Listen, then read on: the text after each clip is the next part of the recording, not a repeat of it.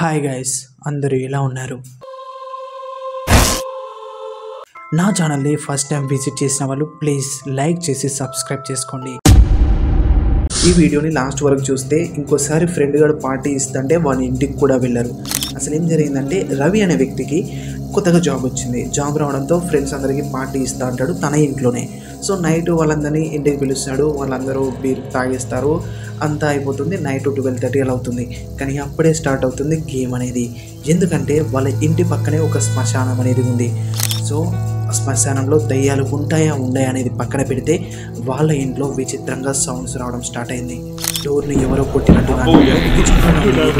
రావడం ఇలా మొదలవుతుంది. వాళ్ళందరూ భయపడిపోయారు. అయితే కొద్దిసేపటి తర్వాత కిచెన్లో నుండి గట్టిగా సౌండ్ వచ్చింది. మెల్లగా వాళ్ళందరూ కలిసి వెళ్ళి చూశారు.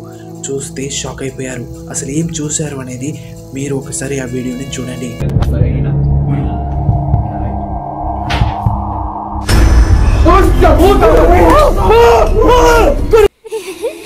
బీహార్లో ఒక అడవి ప్రాంతంలో ఒక గుహ లాంటిది ఉంది.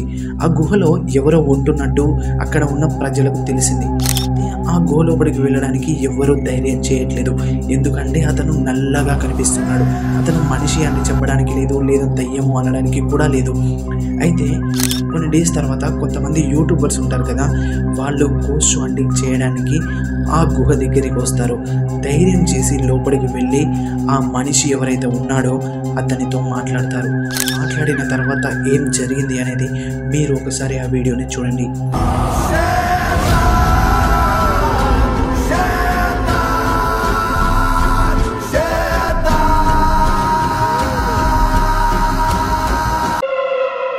డెబ్బై ఏళ్ల ముసలావిడ 30 మందిని అతి కిరాతకంగా చంపిందంటే మీరు నమ్ముతారా? రాజస్థాన్లోని ఒక విలేజ్లో ఈ ముసలావిడ ఒక హోటల్ని రన్ చేస్తూ ఉంటుంది.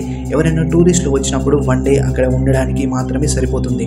అయితే అక్కడికి వచ్చిన టూరిస్టులు ఒకరి తర్వాత ఒకరు మిస్సింగ్ కావడం జరుగుతూ వచ్చింది. కొన్ని డేస్ తర్వాత ఆ మిస్ అయిన వాళ్ళ గురించి పోలీస్ స్టేషన్లో కంప్లైంట్ ఇచ్చారు. ఇలా ఆరా తీస్తే ఆ హోటల్కి వచ్చిన తర్వాతనే మిస్ అవుతున్నారు అని తెలిసింది. ఆ ముసలావిడని బాగా ఇంటరాగేషన్ చేస్తే తెలిసింది ఏమిటంటే ఆవిడే వాళ్ళందరినీ చంపింది. అయితే వాళ్ళు తాగే కాఫీలో మత్తు మంది కలిపి వాళ్ళందరినీ అతి కిరాతకంగా చంపి ఆ హోటల్ బ్యాక్ సైడ్లో ఉన్న ఓపెన్ ఏరియాలో పూడ్చిపెట్టింది.